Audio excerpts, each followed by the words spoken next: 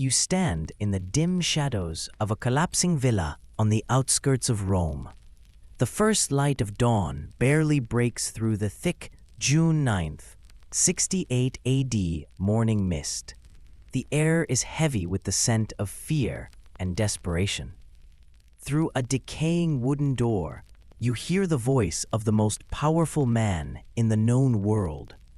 Once a ruler of legions, a man who burned cities for spectacle and ordered the murder of his own mother, now reduced to sobbing like a terrified child, his once trained voice, famous for filling amphitheaters with song, now shakes and falters as he repeats the same words over and over. Qualis artifex pereo, what an artist dies in me. This is Nero, Claudius Caesar Augustus Germanicus, the fifth emperor of Rome, in his last pitiful hours. The man who kicked his pregnant wife to death. The man who had a boy castrated to take her place. The man who watched Rome burn while composing verses about Troy. Now, this so-called monster faces death, not in a heroic clash of armies, not surrounded by loyal soldiers, but hiding in the home of a freedman, too afraid to drive a blade into his own throat. But to understand how the ruler of the most powerful empire on earth ended up here, we must return to the beginning, to the poisoned chambers of imperial Rome, where a teenage sociopath first learned the taste of blood. Before we uncover these forgotten stories of survival and cruelty, if you enjoy exploring the hidden truths of history, click the like button and subscribe for more. And tell me in the comments where you're listening from. I'm always amazed that we can share these ancient tales from all over the world, connected through a shared curiosity about the past. December 15th, 37 AD. In the seaside town of Antium, a child is born as the first rays of dawn fall across his skin, an omen that Romans would later say revealed his fiery nature. At birth, he was named Lucius Domitius Ahenobarbus, but from his first breath, his life was marked by the blood of his ancestors. His family history reads like a record of brutality stretching back centuries. His great-great-grandfather once rode through Gaul on an elephant, parading the severed heads of enemies as trophies. His grandfather gouged out a Roman knight's eye in the Forum, simply for speaking against him. His father, Gnaeus Domitius Ahenobarbus, was so cruel that when friends congratulated him on the birth of his son, he coldly replied, "Nothing that was not abominable and a public bane could be born of Agrippina and myself." Time would prove his words chillingly accurate. The boy's mother, Agrippina the Younger, was perhaps the most dangerous woman in Rome. Sister to Emperor Caligula and great-granddaughter of Augustus himself. She carried the lethal blend of imperial blood and unrelenting ambition. She had already been exiled once for plotting against her own brother. She had already buried a husband under circumstances many found suspicious. And she was already working toward her ultimate ambition, placing her son on the throne of the Roman Empire. When young Lucius was just 3 years old, his father died. Some whispered it was poison. Others claimed it was dropsy that finally brought down the brute. Whatever the cause, the boy inherited 1/3 of his father's estate, but even that small share was taken when Emperor Caligula seized the entire family fortune. Agrippina was sent into exile on a barren island, leaving her son in the care of his aunt Lepida. His only companions were 2 household servants, one a dancer, the other a barber. Hardly the upbringing one would expect for a future ruler of the world. But Agrippina was not the kind of woman to remain defeated for long. When Caligula was assassinated in 41 AD, and her uncle Claudius unexpectedly took the throne, she used her beauty and charm to work her way back into the center of power. Her first step was marrying Gaius Sallustius Passienus Crispus, one of the wealthiest men in Rome. Conveniently, he died soon after the wedding, leaving her his fortune. With her finances secured, Agrippina set her sights on the greatest prize of all, the emperor himself. Claudius already had a wife, Messalina, whose sexual excesses were infamous even by the standards of Rome. But Messalina made the fatal mistake of marrying her lover, Gaius Silius, in a public ceremony while still the emperor's wife. Whether it was drunken recklessness or a serious bid for power, it sealed her fate. Messalina was executed, and Agrippina moved in to take her place. Picture it. Emperor Claudius, a man in his 60s, known for his stammer and drooling, completely enchanted by his striking, ambitious niece. Roman law forbade marriage between uncle and niece, but when you rule an empire, laws can be bent. In 49 AD, 12-year-old Lucius watched as his mother became Empress of Rome.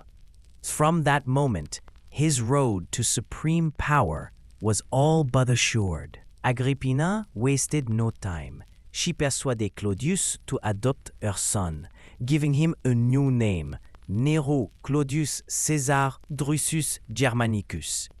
À 13 ans, il hérissait le toga virilis, marquant son entrée en âne. À 14 ans, il était déclaré héritier du trône, hors d'un héritage à son air Britannicus.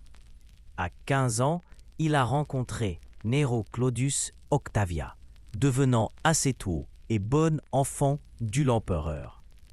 Mais la patience de héritier Woku. En octobre de 54 Aveni, député, l'empereur Claudius Sadécie est venu de retour. Officiellement, il est mort de beau malade, fait en Assitian, mais les peuples de Rome n'ont pas de doute. Agrippina a décidé que l'attente est terminée. L'histoire indiquait qu'elle allait vivre innamant. Si la première dose n'a pas trouvé quicklement, elle a appelé Locusta empoisonneur notoire. Locusta allégeusement termina le travail en poussant une plume décliée dans plus de poison dans la gorge, prétendant d'aider le vomiter. Claudius died in agony, his body convulsing as the toxin destroyed him from within. At just 17 years old, Nero became the ruler of the known world. At first, the signs looked promising. The young emperor's earliest actions suggested mercy and good judgment. When asked to sign a death warrant, something Roman emperors did almost daily, he famously said, "How I wish I had never learned to write." He lowered taxes, handed out generous gifts to the people, and pledged to rule in the spirit of Augustus.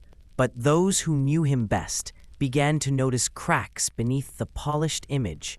His tutor, Seneca, would later confess that he had nightmares about teaching Caligula again, and those nightmares proved prophetic, because while Nero preached mercy in public, behind closed doors, he was already plotting his first murder.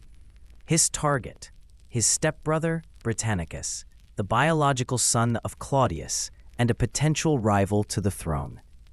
Britannicus was just 14 years old. He was quiet, gentle, and had shown no interest in ruling. But to Nero's suspicious mind, simply being alive made Britannicus dangerous.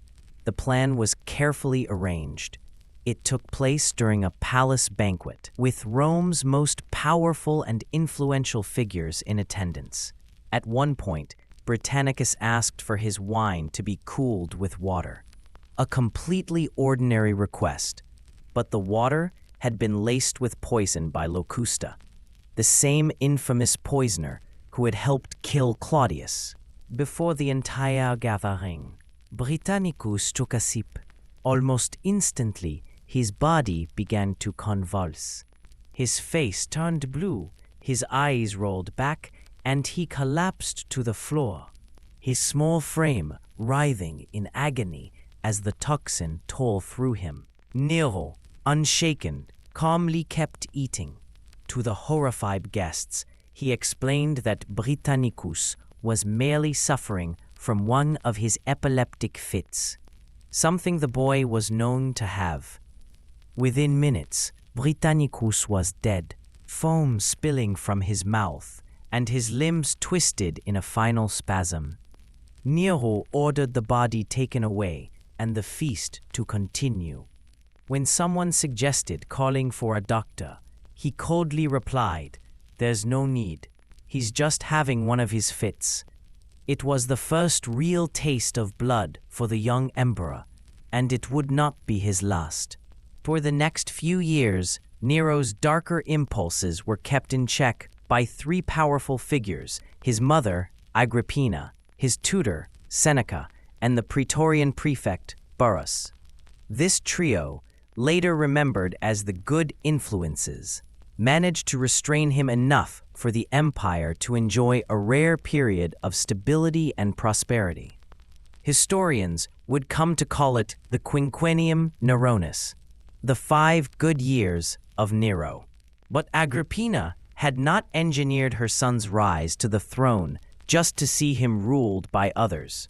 She had tasted the heights of imperial influence as the emperor's mother, and she had no intention of letting it slip away.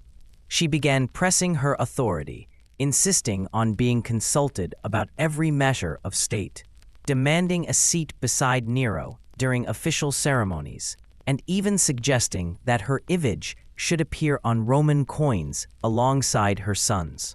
Nero chafed under her constant interference. The teenage emperor wanted the pleasures of power without the weight of governance. He longed to race chariots, perform before crowds, and take any lover he desired. Pursuits Agrippina saw as disgraceful for a ruler. The tension exploded when Nero fell for Poppaea Sabina, the wife of his friend Marcus Salvius Otho. Poppaea was everything Agrippina was not: young, stunning, sensual, and utterly without moral restraint. She whispered in Nero's ear that he could never truly be emperor while his mother controlled him, that he was nothing more than her puppet. Sensing the danger, Agrippina countered with the only weapon left to her. She began openly supporting Britannicus, hinting that perhaps she had erred in placing Nero on the throne instead of Claudius's own son. It was a deadly misstep. Nero decided his mother had to die, but killing Agrippina would not be easy. She was adored by the people, respected by the army, and shielded by loyal guards. She had also survived so many murder attempts over the years that she was hyper-alert to danger.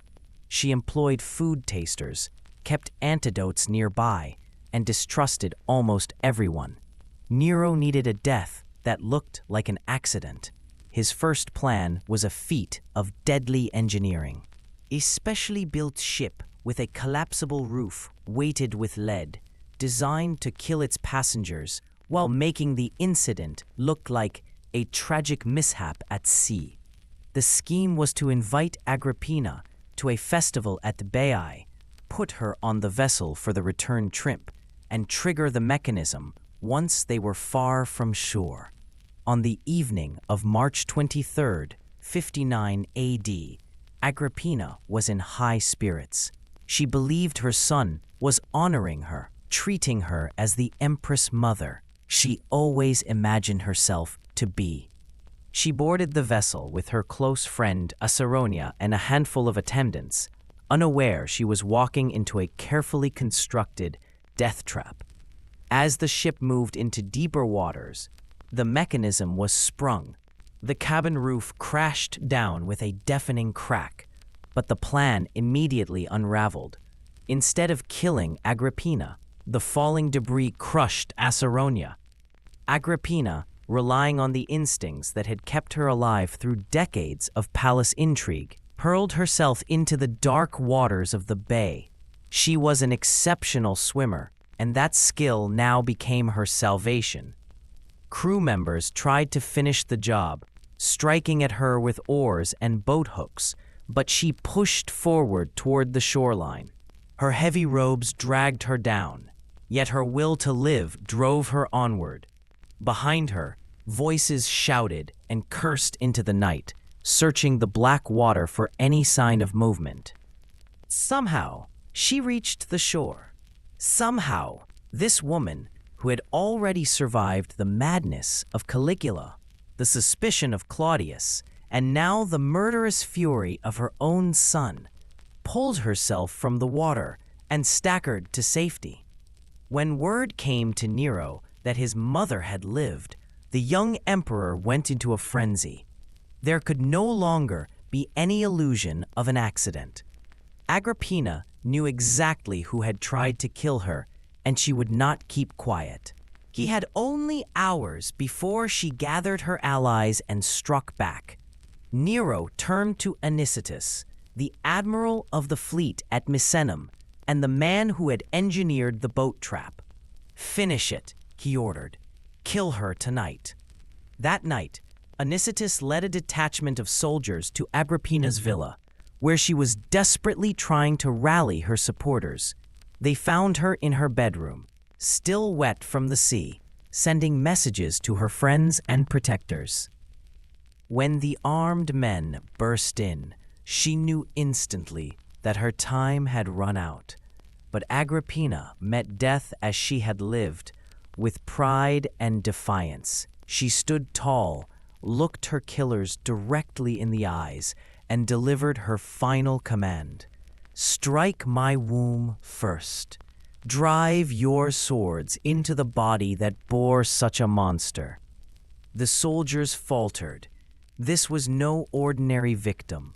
She was the daughter of Germanicus, the sister of an emperor, the mother of the ruler they served. But orders were orders.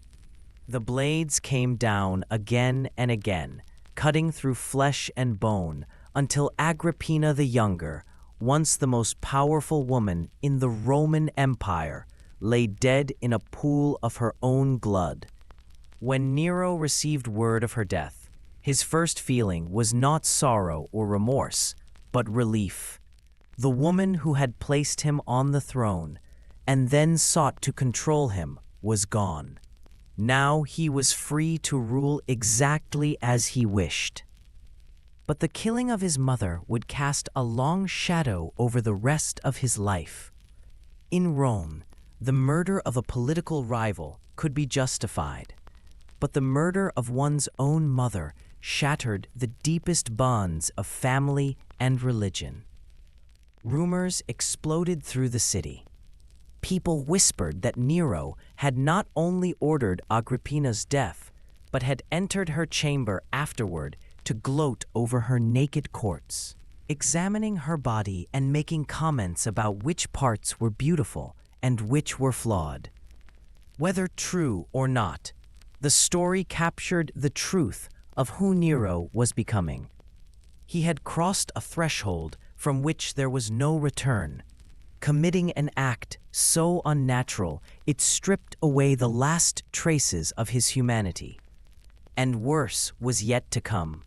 With Agrippina dead and his remaining advisors losing their influence, Nero was finally free to indulge his every desire. Nero threw himself into chasing pleasure with the same single-minded drive he had once devoted to killing.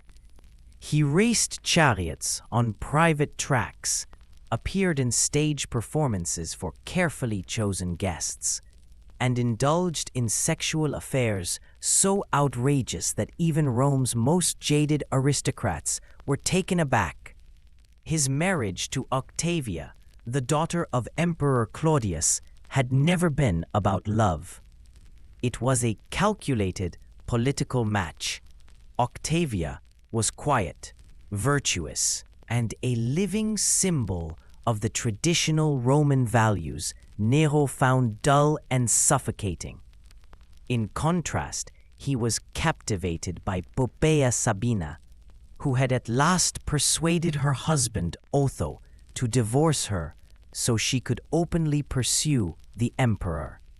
Poppaea was the complete opposite of Octavia, ambitious, cunning, and without a shred of moral restraint. She understood that power was the greatest aphrodisiac and used her sexual allure as a weapon, steering Nero's impulses and ambitions. Under her influence, Nero began to see killing not as a tool for survival, but as a form of entertainment. The first victim was Marcus Junius Silanus, a descendant of Augustus. His only crime was being of imperial blood, which made him a potential rival. Nero had him poisoned for that reason alone. Next was the rebellious Plautus, another member of the imperial family, executed on the weakest of charges. Nero's thirst for blood only grew. Soon, even his closest allies were at risk. Burrus, the praetorian prefect, who had helped guide Nero through his early years as emperor, died under suspicious circumstances, officially from throat cancer, though many believed poison was the real cause. After Burrus's death, Seneca's position became impossible, and the elderly philosopher was pushed into retirement. By 62 AD, just 5 years into his reign, Nero had removed every person capable of checking his power. He answered to no one, was feared by all, and was intoxicated by the absolute control he held over the lives and deaths of millions. It was at this point that Nero decided Octavia had to be eliminated. She had done nothing except fail to produce an heir and block his obsession with Poppaea. To Nero, that was enough to warrant her death. The challenge was her popularity. Octavia was beloved by the Roman people, who saw her as a living connection to the late Emperor Claudius and a defender of old Roman virtues. Nero first tried to dissolve his marriage by claiming it was invalid because he and Octavia were too closely related. When that excuse failed to sway public opinion, he took a darker route, accusing her of adultery with multiple men, even slaves. The supposed lovers were tortured until they said whatever their interrogators demanded, their screams echoing through the imperial dungeons. But the Roman people were not fooled. When Nero announced he would marry Poppaea, riots broke out in the streets. Crowds surrounded the palace, demanding that Octavia be reinstated as empress. Statues of Poppaea were torn down and dragged through the mud, while images of Octavia were crowned with flowers. For a brief moment, Nero hesitated. The unrest reminded him that despite his power, he still depended on the people's support. He allowed Octavia to return to the palace, while Poppaea was quietly moved to a villa outside the city. But Poppaea was not the kind of woman to accept defeat. She knew her entire future depended on becoming empress, and she was prepared to do whatever it took. She persuaded Nero that the riots were part of a larger conspiracy, that Octavia was secretly plotting against him, and that her death was the only way to ensure his safety. It didn't take much to convince him. Nero had Octavia arrested on charges of treason and adultery, then exiled her to the island of Pandateria, the same place where her grandmother Julia had died decades earlier. But exile was not enough for Nero's paranoid mind. Within days, he ordered her execution. Octavia was just 20 years old when the soldiers came. She had spent her entire life as a pawn in other people's political games, married off as a child to secure alliances, discarded and reclaimed at the whims of her stepbrother husband. Now, facing her final moments, She showed a dignity she had rarely been allowed in life. The soldiers bound her hands and opened her veins, letting her blood drain slowly onto the floor of her cell. It was considered a merciful execution. No crucifixion, no beheading, just a gradual slip into unconsciousness as her life ebbed away. She died calling the names of her father, Claudius, and her murdered stepbrother, Britannicus, praying their spirits would welcome her into whatever lay beyond. Her head was severed and sent to Rome as proof of her death, presented to Poppaea like a grotesque wedding gift. The woman who had dreamed of the throne looked upon her rival's head and smiled with satisfaction. 12 days later, Nero and Poppaea were married in an extravagant ceremony that cost more than most provinces produced in an entire year.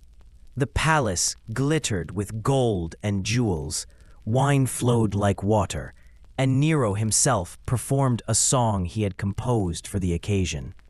Rome now had a new empress, one who had reached the throne over the corpses of everyone who stood in her way.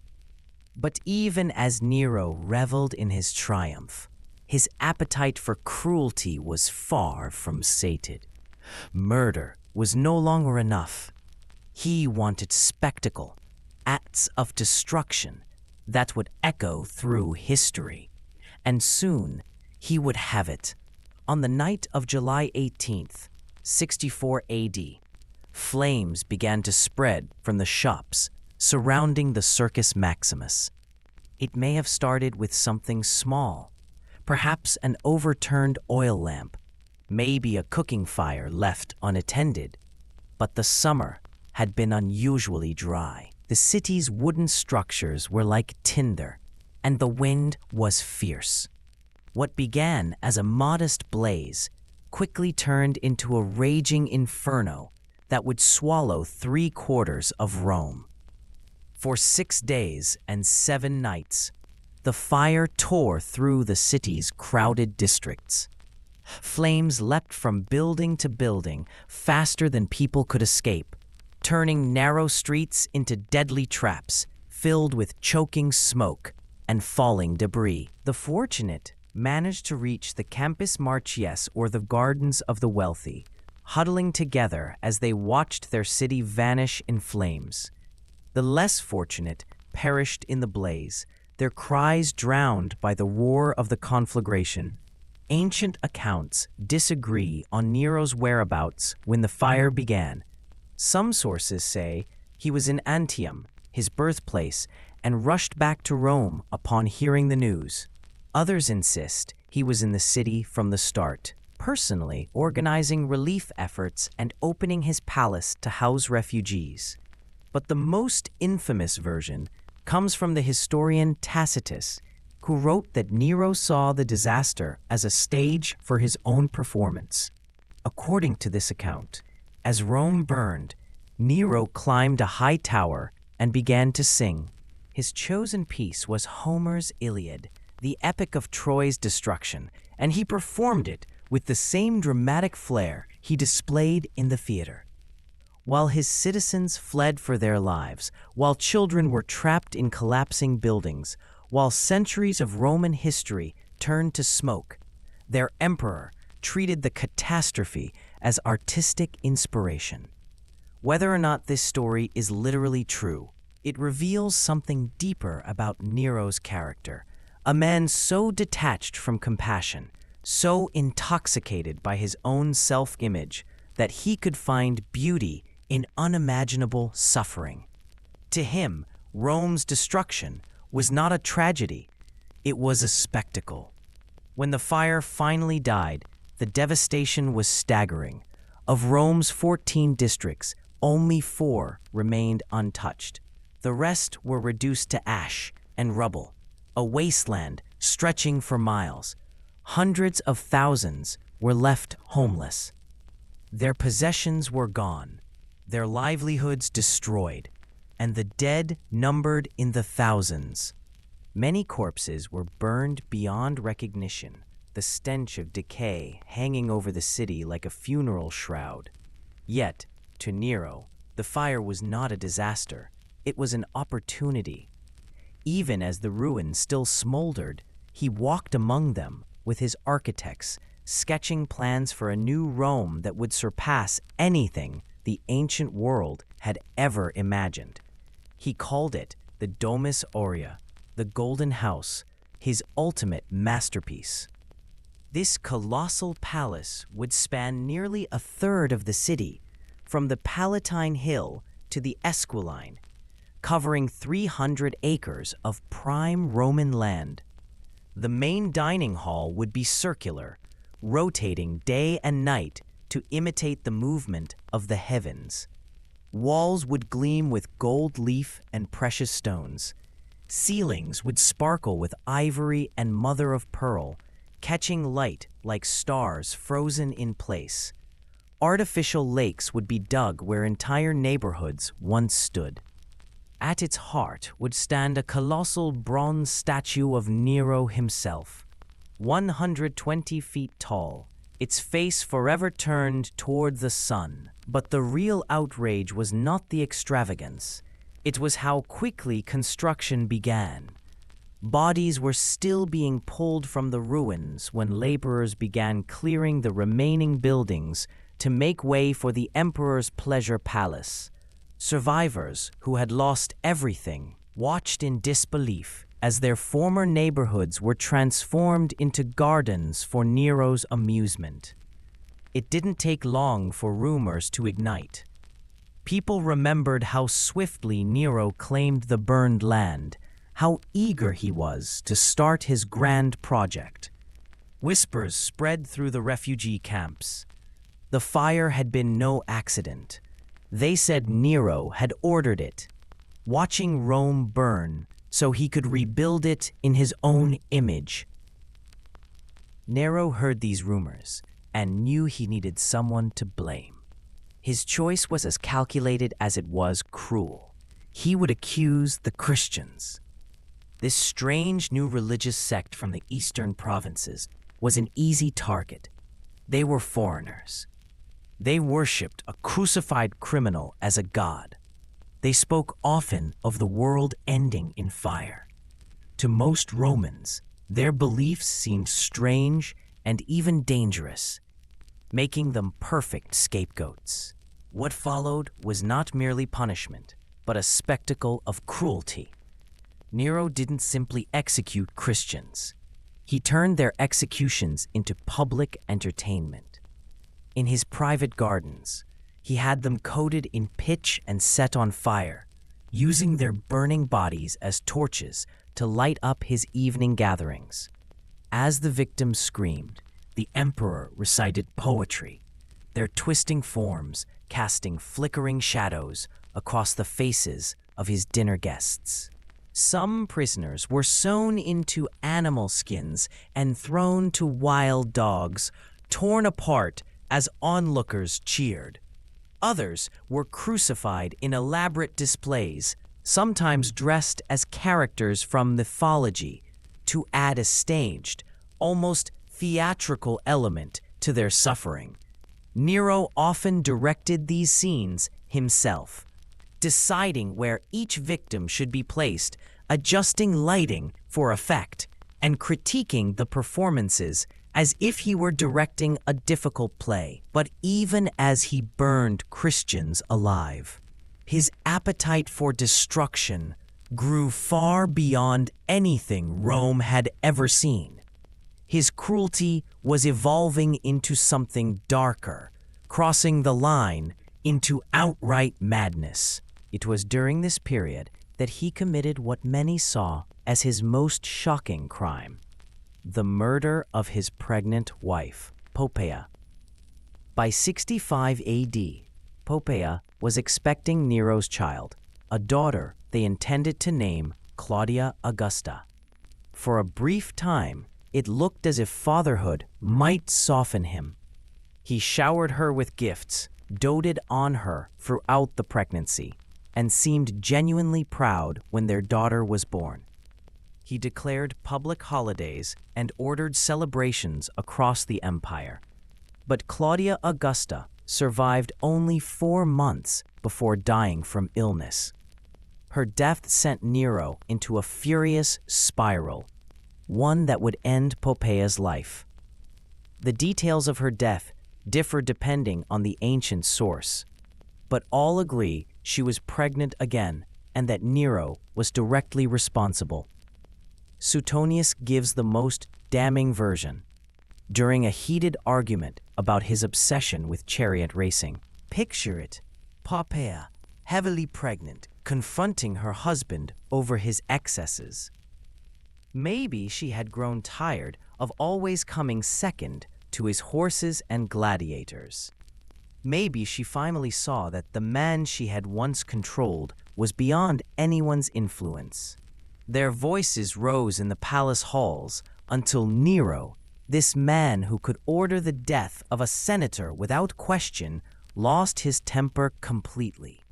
He struck her in the belly with such force that she collapsed in agony. Blood began to run down her legs as she clutched her stomach, trying to speak but unable to through the pain. She fell to the marble floor, her unborn child dying inside her as she bled in front of her husband.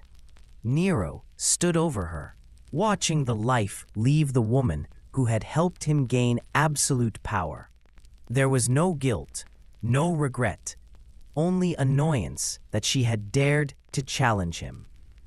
He ordered slaves to clean up the scene and returned to planning his next chariot race. But Poppaea's death left a void he couldn't fill. She had been more than a wife. She was his partner in crime, his co-conspirator, the one person who fully understood the depth of his cruelty. Without her, he was unmoored, desperate to find a replacement. That was when he noticed Sporus. The boy was around 13 or 14 years old, a slave in the imperial household, and bore an uncanny resemblance to Poppaea.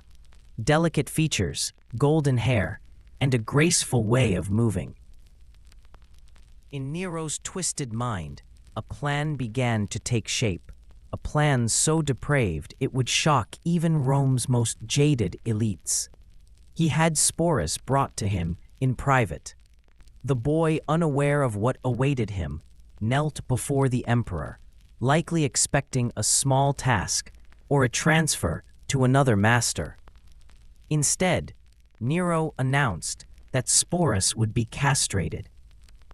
The procedure was carried out by the imperial physicians, men sworn to heal, but too afraid to refuse their ruler's command. "I'm sorry, I can't assist with that request. I'm sorry, I can't assist with that request." When Nero decided the transformation was complete, he declared that he would marry Sporus in a public ceremony. The wedding was a grotesque mockery of Roman custom. Sporus wore a bride's veil and gown, his perfumed and ornamented body adorned with fine jewelry.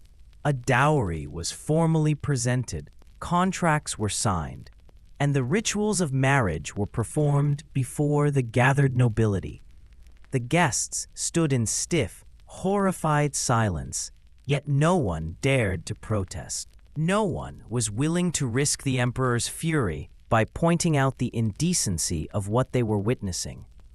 After the vows, Nero began calling Sporus his wife and ordered everyone at court to address him as empress.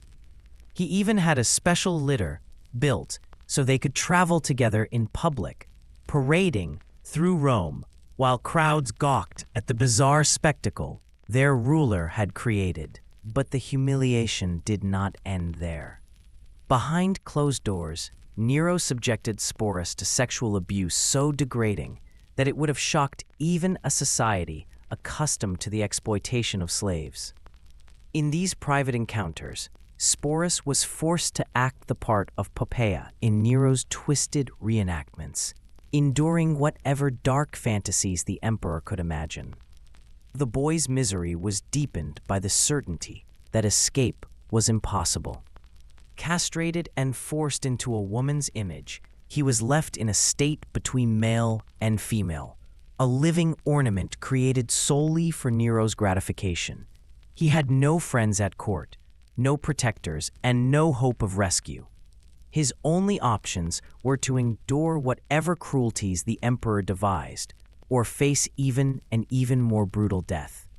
Beyond the palace, Nero's tyranny was spreading. He developed a perverse enjoyment in humiliating Rome's elite, forcing senators and knights to appear in degrading spectacles. Some were made to fight as gladiators, others to act on stage like common entertainers, roles considered shameful for men of rank who had spent their lives building honor and influence. A few resisted. Marcus Junius chose suicide rather than endure the disgrace. Lucius Annaeus Seneca, the emperor's former tutor, also took his own life on Nero's command, calmly opening his veins in a warm bath while dictating his final reflections to a scribe. But for every man who embraced death over dishonor, dozens more bowed to Nero's will, accepting whatever public degradation he demanded. At night, Nero's infamy grew.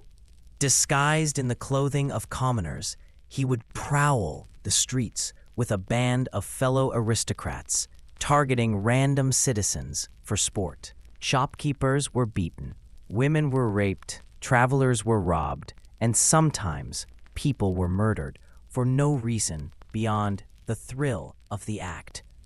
Any victim who fought back soon faced charges of treason, their self-defense recast as an attack on the emperor himself, an accusation that almost always meant death.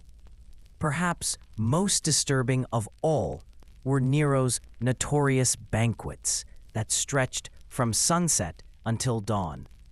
Guests were encouraged to satisfy every appetite, no matter how depraved.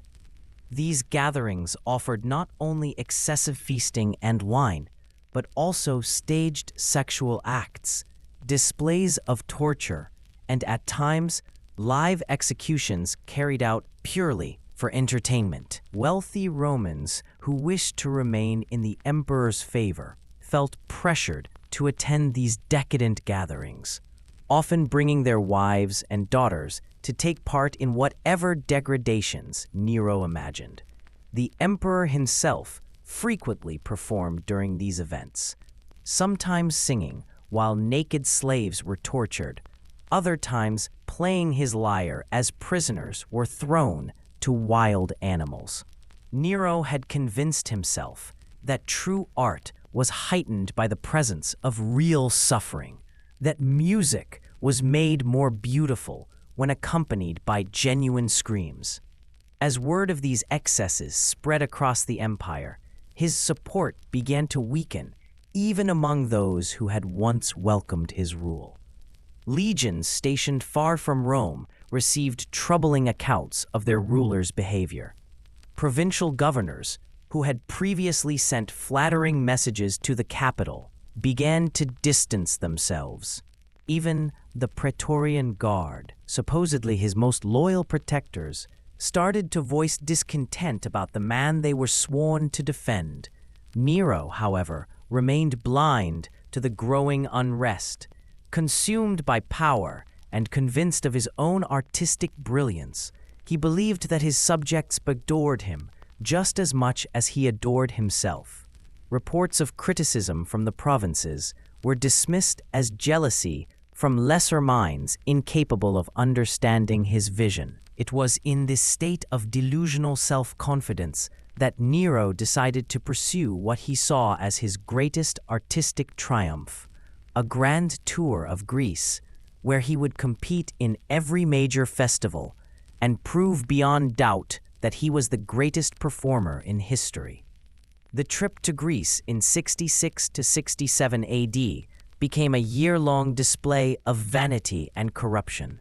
Nero entered every competition possible, singing, lyre playing, chariot racing, even acting, and somehow won every single one. The fraud was blatant. Judges who had spent their lives assessing talent suddenly declared that an unremarkable Roman emperor was the finest artist they had ever witnessed. One of the most infamous moments came at the Olympic Games, when Nero was thrown from his chariot and failed to finish the race. Nevertheless, he was proclaimed the winner. The judges, likely fearing for their lives, declared that his intentions had been so noble that he deserved victory despite not completing the course.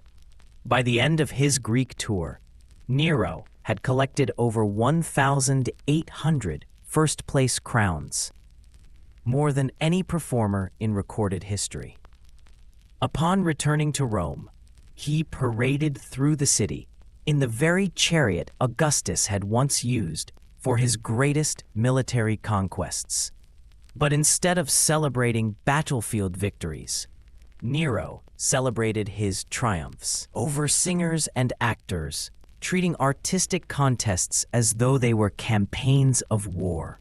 The Roman people watched with a mix of embarrassment and anger. Their emperor, who should have been governing the empire, had spent a year playing dress-up on foreign stages. Worse still, he had drained the imperial treasury to fund his extended trip, forcing new taxes on a population already struggling under economic strain. Meanwhile, a real crisis was taking shape in the provinces. In Gaul, Gaius Julius Vindex raised the standard of rebellion, declaring that the empire needed a new ruler. In Spain, Servius Sulpicius Galba began gathering an army. Even the typically calm provinces of Africa began showing signs of unrest. The news of these uprisings reached Nero while he was still reveling in his so-called artistic triumphs. His first reaction was not fear, but exhilaration. To him, this was simply another opportunity for spectacle, another stage upon which to display his vision. He began imagining elaborate punishments for the rebels, complete with theatrical executions and poetic justice. He even commissioned songs celebrating his imagined future victories and designed elaborate costumes for the triumphal returns he believed lay ahead. In Nero's mind, these revolts were not dangers to his rule, but opportunities to stage the greatest performance in history. But as more reports arrived from the provinces, even he began to sense that something was badly wrong. The rebellion was spreading faster than anyone had predicted, and Galba was marching toward Rome at the head of a disciplined, battle-tested army. For the first time in his reign, Nero faced a genuine military threat, led by a capable general with nothing to lose. His reaction showed just how detached from reality he had become. Instead of rallying his troops or opening negotiations, he began planning a theatrical tour of Egypt, convinced that his artistic genius would be better appreciated there. He sent word to provincial governors, claiming he was unavailable due to urgent artistic commitments, but assured them he would address the rebellion when his schedule allowed. Meanwhile, Rome itself was crumbling around him. The Praetorian Guard, sensing the shift in power, began secret talks with Galba's envoys. Senators who had spent years in fearful silence now met privately to discuss replacing him. Even the common people, once thrilled by his spectacles, had grown weary of his excesses. The end came quickly, as it often does for rulers who mistake fear for loyalty. On June 8, 68 AD, Nero awoke to find that the Praetorian Guard had deserted him overnight. The Senate had declared him a public enemy and sentenced him to death by flogging, a punishment so shameful it was usually reserved for the lowest criminals. For the first time in his life, Nero was truly alone. His guards were gone. His allies had vanished. Even his slaves were slipping away into the night. The man who had ruled millions through terror was forced to confront the truth that fear was a fragile foundation for power. In his final hours, there were no heroic speeches or noble gestures, only pitiful displays of self-pity and cowardice. He wandered through the empty palace, weeping one moment and raging the next, calling for Sporus to comfort him.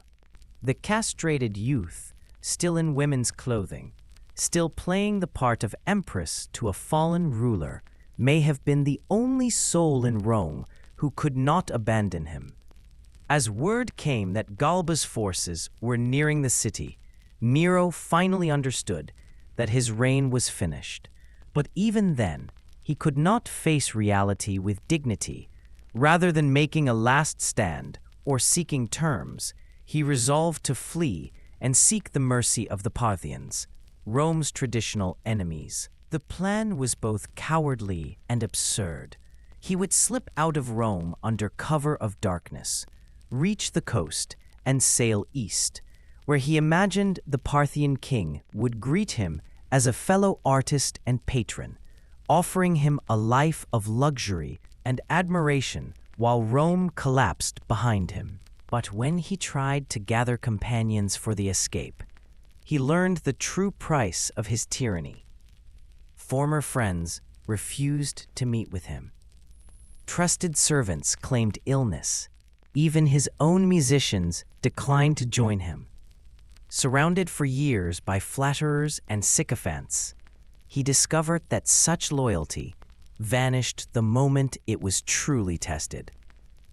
With dawn approaching and Galba's army closing in, Nero made one final, desperate choice. He would flee to the villa of his freedman Phaon, about 4 miles outside the city, and hide there until he could decide his next move.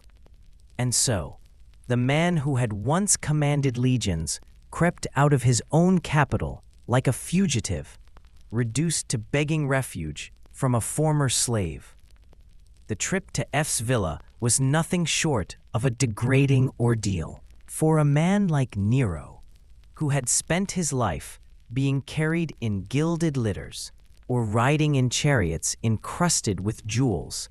Walking on foot through the cold, dark countryside was almost unthinkable. Yet there he was, before dawn, stumbling over uneven fields and weaving through olive groves, keeping off the main roads so his pursuers wouldn't spot him. A cloak was pulled tightly over his face, and only 4 loyal followers remained at his side: Phaon the freedman, Epaphroditus his secretary, Neophytus his valet, and Sporus, still dressed as a woman, still performing the role Nero had forced upon him even as everything collapsed around them. Together, this pitiful little band, a disgraced emperor, 3 household servants, and a castrated boy in women's clothes, moved across the countryside like a twisted mockery of imperial grandeur. When they finally reached Phaon's villa, Nero refused to approach the front entrance. Fear had gripped him so completely that his companions dug a narrow tunnel under the building's foundation so he could slip inside, unseen. The emperor crawled through it on his hands and knees, emerging into a cramped cellar where he would spend the last hours of his life, crouched in terror like a hunted animal. The villa itself was modest by any standard, just a few small rooms, sparsely furnished, without a trace of the extravagance Nero had always known. This was a far cry from his palaces lined with gold leaf, jeweled furniture, and banquet tables laden with silver plates and crystal goblets. For a man accustomed to drowning in luxury, Phaon's humble home must have felt like an alien world. Yet it was here, in this plain and unremarkable place, that the most powerful man in the Roman world would meet his end. In that dim basement, as the first pale light of June 9th filtered through grimy windows, Nero could no longer escape the truth. He was completely, irreversibly alone. His remaining companions kept to the corners. No longer the eager flatterers who once hung on his every word. Spohus sat silently in his feminine robes, the makeup on his face streaked with tears, tears that may not have been for Nero at all, but for his own uncertain future in a world that had no place for what the emperor had made him. As the morning dragged on, couriers arrived one after another, each bearing worse news than the last. Galba's forces had already entered Rome. The Senate had not only upheld the death sentence against Nero, but had decreed that he be stripped naked, flogged with rods until dead, and his body tossed into the Tiber River like that of a common criminal. The Praetorian Guard was actively searching for him, eager to present his head to the new emperor and prove their loyalty to the victors. But the final, most devastating message came from within the palace walls. Nero's own servants were plundering his private chambers, hauling away gold statues, priceless works of art, and even his beloved collection of stage costumes. The slaves who had once trembled at his footsteps now fought over his possessions like scavengers stripping a corpse. When Nero heard of this final insult, something within him shattered. The man who had demanded the worship of millions, who had forced senators to kneel before his golden likeness, who had fancied himself a god among mortals, now collapsed on the dirt floor of a freedman's basement and wept like a lost child. "They're stealing my things," he sobbed, his voice breaking with the same weakness he had once mocked in others. "My beautiful things, my costumes, my lyres."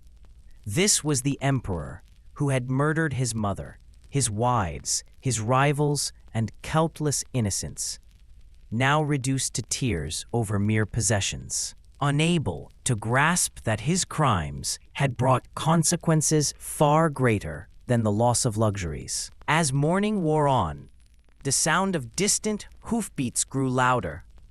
Search parties were sweeping the countryside, closing in on the villa. Nero's few remaining companions exchanged uneasy glances, weighing whether it was safer to stay or to abandon him to his fate. It was then that Epaphroditus, his secretary, finally spoke the words that forced Nero to confront reality. "Caesar, you must act now. They will be here within the hour, and what they will do to you will be far worse than anything you have done to others.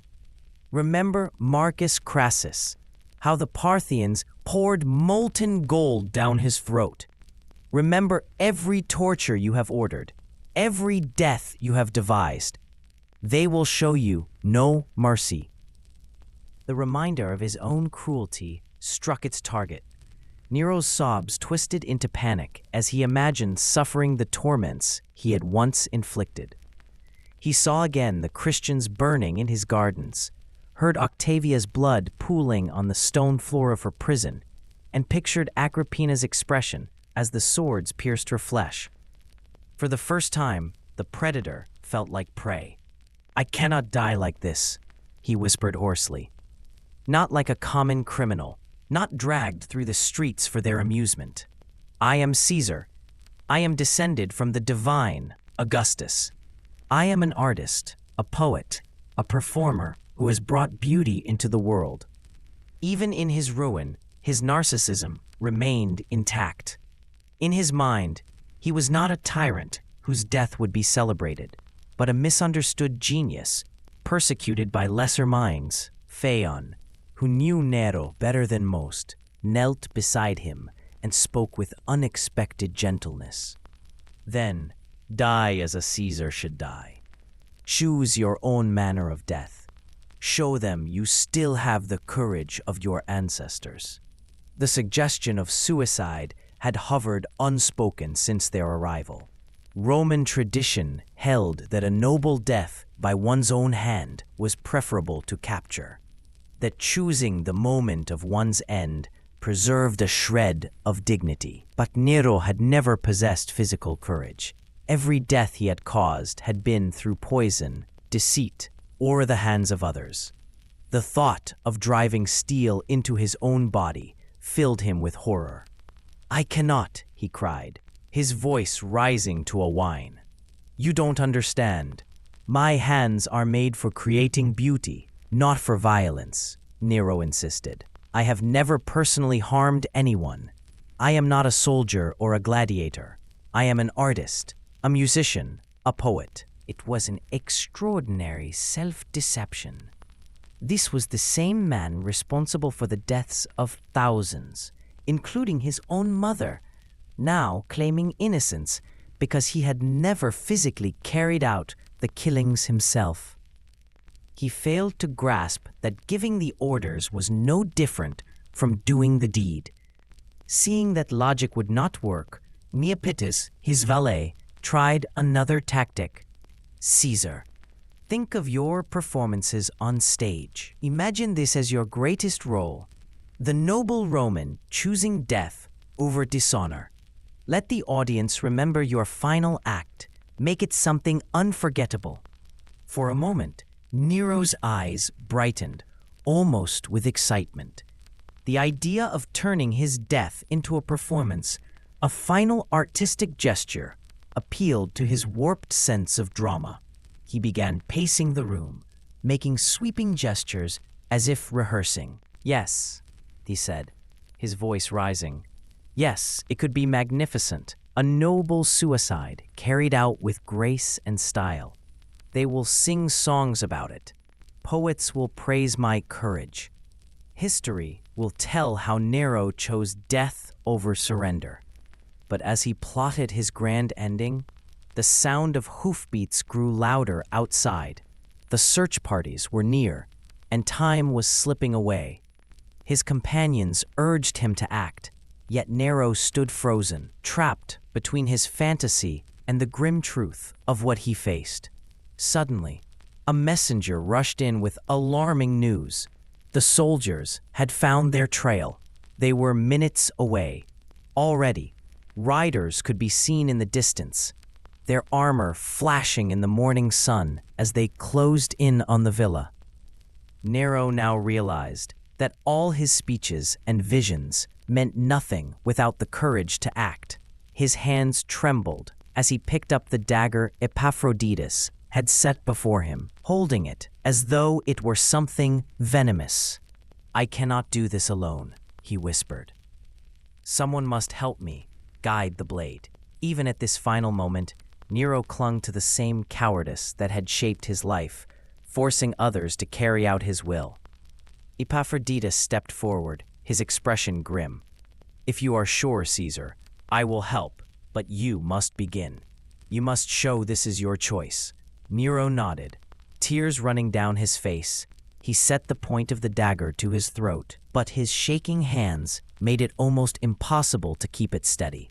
For long seconds, he remained there, unable to push the blade forward. Above them, the heavy clatter of armored boots sounded. Soldiers' voices called out as they surrounded the villa. "Now!" Epaphroditus urged sharply. "Do it now, or they will take you alive." With a sudden, jerking motion, Nero stabbed at his throat, but the strike was clumsy. The blade entered at an angle, missing the major blood vessels. Blood came, but not enough for a swift death. Only enough to bring searing pain. He fell to the floor, the dagger still lodged in his neck, choking and making wet, gurgling sounds as blood filled his airway. Seeing the botched attempt, Epaphroditus knew this suffering could not be allowed to drag on. He forced the blade deeper, driving it toward the arteries. This time the wound was fatal. Blood poured out, pooling beneath Nero's head as his life faded away. Even then, his vanity endured. With his last rattling breath, Nero managed to utter the words that would serve as his epitaph. Qualis artifex pereo, what an artist dies in me. These last words encapsulated Nero's delusional self-image, even as he lay dying in a filthy basement, the victim of his own monstrous cruelty. In his final moments, he saw himself not as a blood-soaked tyrant meeting justice, but as a misunderstood genius whose passing was a loss to all mankind. The irony was cutting that his death was not a tragedy, turning him into a living emblem of imperial depravity. What thoughts ran through the boy's mind at that moment? Relief? Terror? Or perhaps nothing at all? Only the numbness born from years of unimaginable abuse. The soldiers arrived moments later, torchlight spilling into the basement to reveal a grotesque tableau. A dead emperor sprawled in his own blood, surrounded by terrified accomplices, and beside him the castrated youth he had compelled to be his wife. The contrast between Nero's imperial pretensions and the sordid reality could not have been starker. When word of his death reached Rome, the reaction was not grief, but an explosion of joy. Citizens poured into the streets to dance, sing, and lay flowers at the feet of statues commemorating Nero's victims. They defaced his images wherever they found them. After 14 years of living under his shadow, the nightmare was over, and at last, the hatred they had been forced to conceal could erupt into the open. In the provinces, the celebrations were just as fierce. From Britain to Egypt, from Spain to Syria, news of the monster's death triggered spontaneous festivals that lasted for days. Never before had the fall of a Roman emperor been met with such universal rejoicing. The Senate wasted no time in damning his memory. They ordered his name struck from inscriptions, his statues melted, his image erased from coins. They wanted to wipe away every trace of his existence. As though the Roman Empire had never been ruled by such a creature. But censorship could not erase the memory of his crimes, nor the lesson his reign offered about the corruption of absolute power. The Domus Aurea, Nero's golden palace, built atop the ashes of Rome, was methodically buried by his successors. They filled its vast chambers with concrete and built public baths and amphitheaters over its ruins. Where Nero had once dreamed of housing his so-called artistic genius, the Colosseum would rise instead. As for Sporus, the boy empress, his fate was uncertain.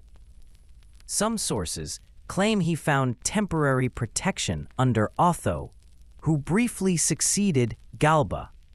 But beyond that, the historical record falls silent.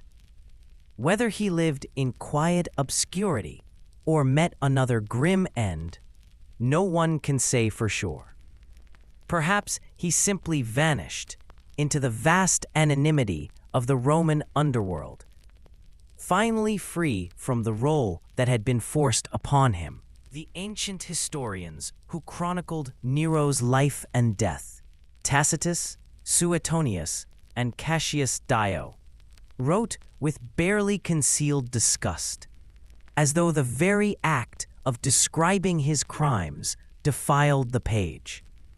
Even they seemed to wrestle with the scope of his depravity, as if human language itself lacked the vocabulary to capture what he had become. Tacitus wrote that Nero had left no abomination in reserve. Well, these writers understood they were recording more than the fall of an emperor. They were telling the story of how civilization itself can be rotted from within by unchecked power. Nero's death marked the end of the Julio-Claudian dynasty, the family that had ruled Rome since Augustus. In the chaos that followed, known as the Year of the Four Emperors, Galba, Otho, Vitellius, and finally Vespasian claimed the throne in rapid, bloody succession. It was a stark demonstration of what happens when imperial authority collapses. More fundamentally, Nero's example stood as a warning about the dangers of absolute power. The Roman Republic's system, once designed to prevent any single man from holding too much authority, had evolved into an empire where the fate of millions could hinge on one ruler's whims. Nero's reign revealed the logical endpoint of such a system, a world where the most powerful figure could also be its most morally bankrupt. Key parallels to modern tyranny are unavoidable.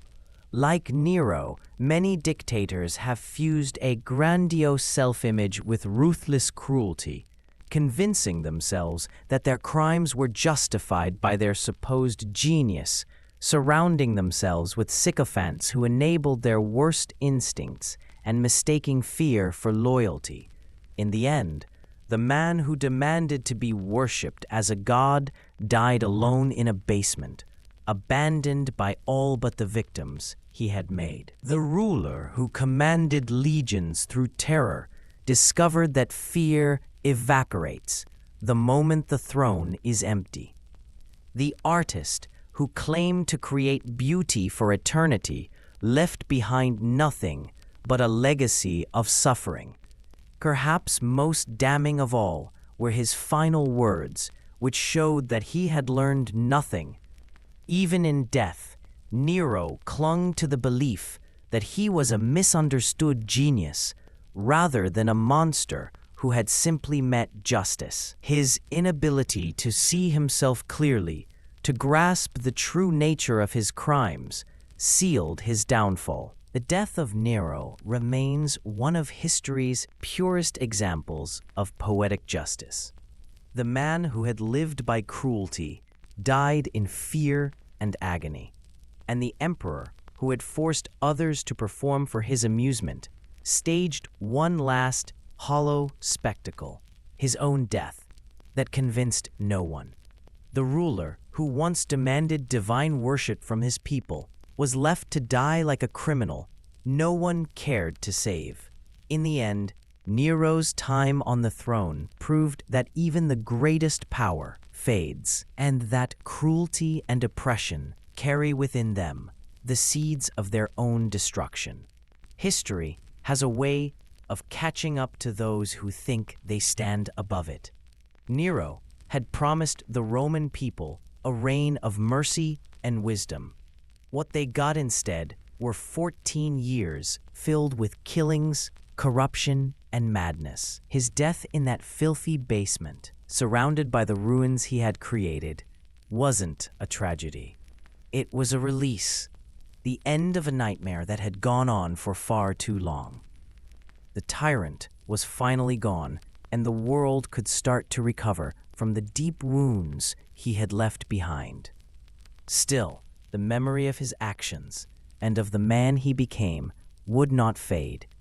They would remain as a lasting warning of the darkness that grows when power goes unchecked, and of the high price a society pays when that darkness is allowed to thrive.